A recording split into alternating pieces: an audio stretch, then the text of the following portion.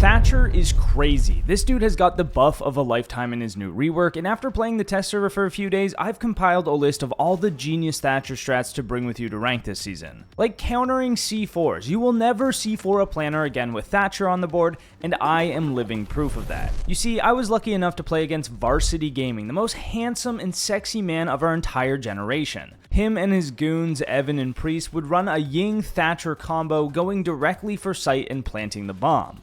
Let's see how we handled it.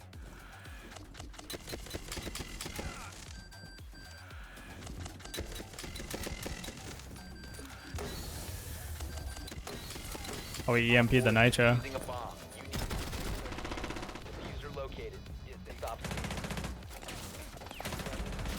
So, not too bad overall. We had to pull off a retake and a couple fumbles from the purple team there, but what if I told you they did it again? Over and over. Every round we played, they did this strategy, and there was really nothing we could do about it. Well, except for swing the planter and hope nobody is covering. Really, that was their one and only oversight that stopped this strategy from being completely unstoppable. Realistically, if they don't let me get into the position to shoot the planter, I can't counter them. There's nothing I can do about it. But they kept letting me shoot them for some reason though. I think this is just the team piss difference, to be honest. Like, this round on Theme Park just played out so weird.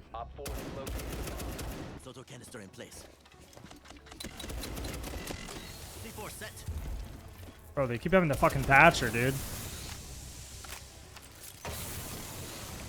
I've played them like 3 games in a row, and they keep running Ying, Thatcher, and just planting. Fuck me.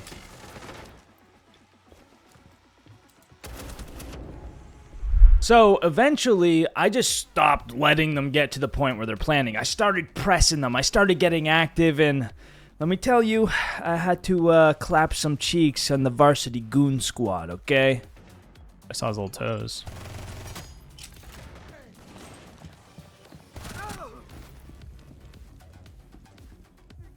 He's right here. Here's the thing, Thatcher can EMP Warden's glasses, Solus's scanners, smokes, canisters, and C4s. It doesn't matter where it comes from, if he's looking at the planner, nothing is going to kill him. Unless you have a Tachanka, and like, really, are you actually gonna make me learn how to play Tachanka? He's horrible. I'm gonna miss half the plant spots most of the time, and like, I'm not gonna accept this as the only solution, okay? I think this is gonna be one of the strongest plant strategies in Pro League now. If you see a rush coming, it will probably have a Thatcher in the lineup. And even if they see defensive operators with C4s in the position to stop rushes, it doesn't matter. They got a Thatcher, meaning this will happen more often and be even more powerful, happening against more lineups more of the time. But because Thatcher has 6 EMPs, you can also remove any electronics before planting, meaning even their traps won't slow your rush down if that's what you're going for. No Maestro cams, no echoes, no plant denial. Really, what can you do? And no, I'm still not going to play Tachanka, okay? Speaking of Pro League, like, there's going to be a lot of other things Thatcher's going to be really good for. Now that he can see where the ADSs are, or the Wamai disc, he can EMP those from a rappel now without needing like a ledge to throw the Thatchers on. So he's just got way more versatility, and he's gonna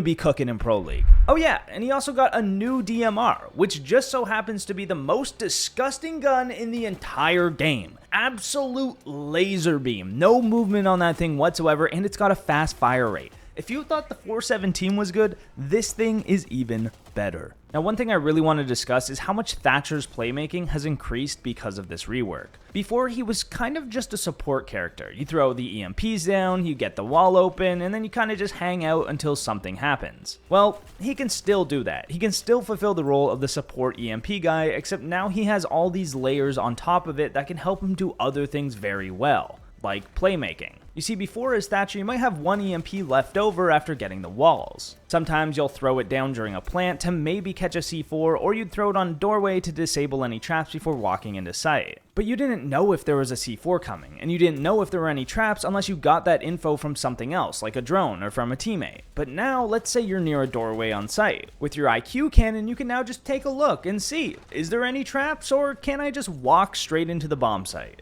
Many times just walking into the bomb site is a free ticket to an easy round win. If there are no traps, you're getting in there and mopping the floor with them. But a Malusi Wub or an Elamine can be the pitfall of a perfect play. Not anymore though, because now as Thatcher, you know if that doorway is clear or not.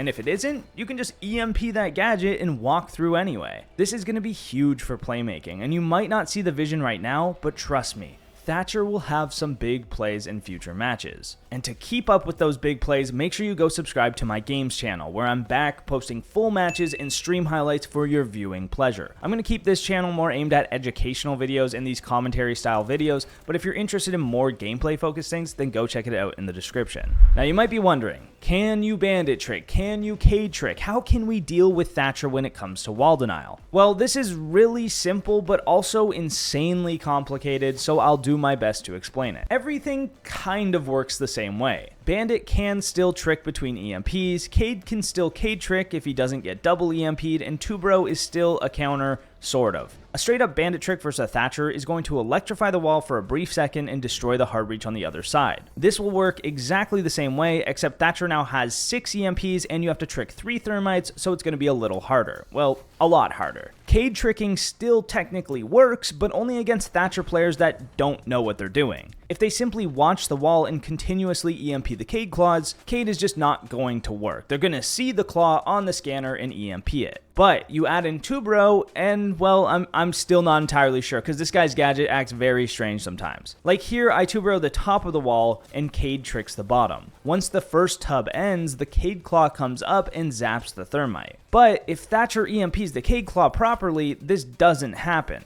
Then the thermite just thermites the frozen wall and it works. So I guess it's a range thing when it comes to the tub, but the visual doesn't match because the entire reinforcement was frozen.